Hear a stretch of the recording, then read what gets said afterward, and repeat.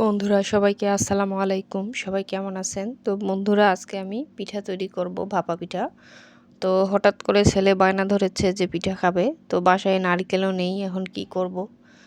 গুড় ছিল, তো গুড় দিয়ে আমি ভাপা পিঠা তৈরি করে দিলাম।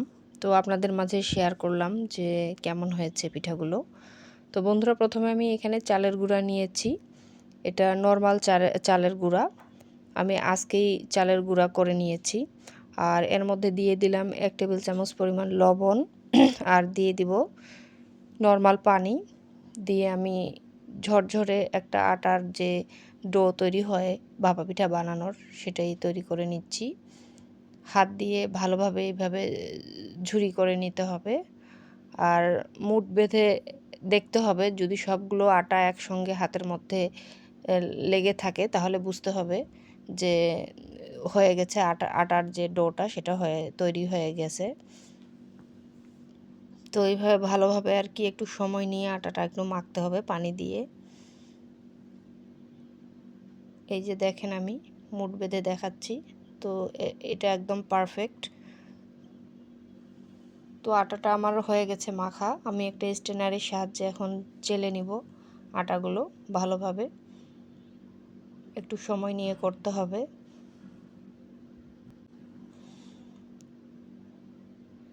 দেখেন কতটা মসৃণ হচ্ছে। স্ট্রেনারের যে ছিদ্রগুলো যদি ছোট হয় তাহলে অনেক মসৃণ হয়, আর ছিদ্র যদি বড় হয় তাহলে একটু কম মসৃণ হয়। তো এখানে আমি খেজুর গুড় নিয়েছি।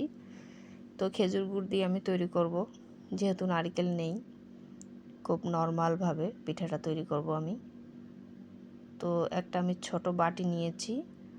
তো খানিকটা আমি চালের গুঁড়া দিয়ে দিলাম। এখন আমি গুড় দিয়ে দিব, দিয়ে আবারও চালের গুঁড়া দিয়ে দিব।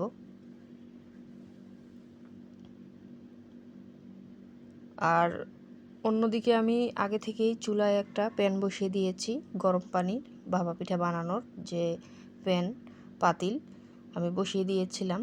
তো পানিটা অলরেডি গরম হয়ে গিয়েছে। তো আমি একটা এখানে পাতলা সুতি কাপড় নিয়েছি। এই কাপড়ের মধ্যে আমি পিঠাটা দিয়ে দিব। তো দেখেন বন্ধুরা আমি দিয়ে দিলাম। তো সাবধানে বাটিটা তুলতে হবে, পিঠাটা নইলে ভেঙে যাবে। তো ভাপা পিঠা আমরা কম বেশি সবাই বানাতে পারি। তো ছেলের আবদারে আর কি আজকে আমি বানালাম পিঠা। তো পিঠাটা হয়ে গিয়েছে। আর ভাপা পিঠা বানাতে সময় লাগে না। একবার একটা পিঠা হয়ে গেলে পরপর পিঠা 30 সেকেন্ডের মধ্যেই হয়ে যায়। দেখেন ফার্স্ট পিঠা কত সুন্দর হয়েছে। আমি আবারও দিয়ে দিলাম।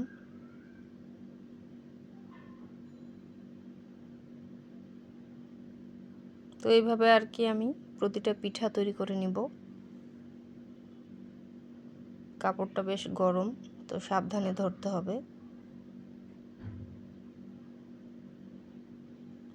আবারও দিয়ে দিব আমি।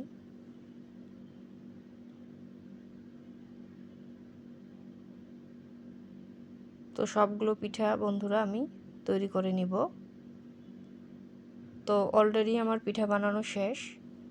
তো দেখেন বন্ধুরা কত সুন্দর হয়েছে, দেখতে অসাধারণ এবং লোভনীয়, খেতেও খুব মজাদার।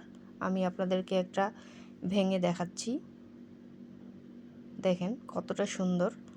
খুব সাধারণভাবে আমি বানিয়েছি, কোনো নারকেল দেইনি, কোনো দুধ দেইনি। তো রেসিপিটি ভালো লেগে থাকলে অবশ্যই লাইক, কমেন্ট এবং শেয়ার করতে ভুলবেন না।